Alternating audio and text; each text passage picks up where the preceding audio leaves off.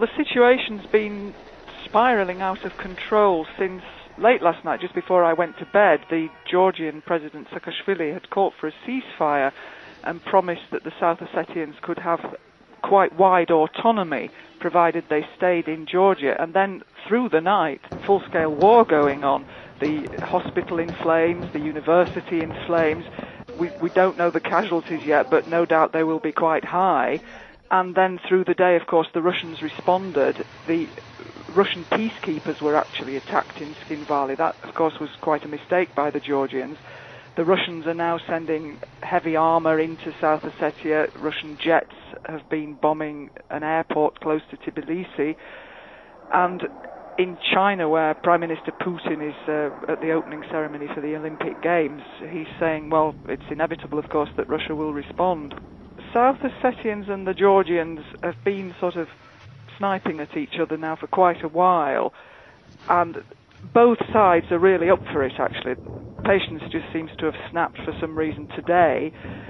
It all really goes back to February this year when the West recognized Kosovo, and Russia said that was a big mistake because it would set a precedent for lots of other little areas that wanted to be independent.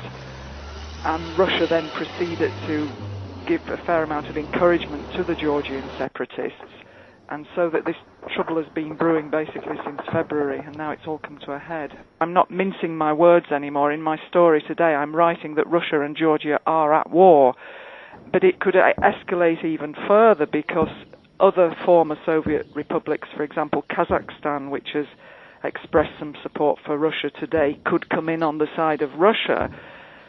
And Georgia is very much the underdog. It's a very small country compared with Russia.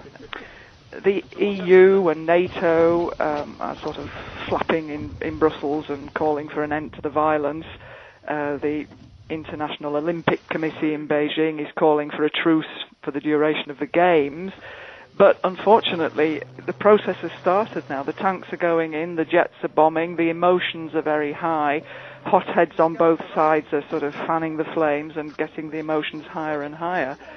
And it's not going to be easy to take a step back now, I'm afraid.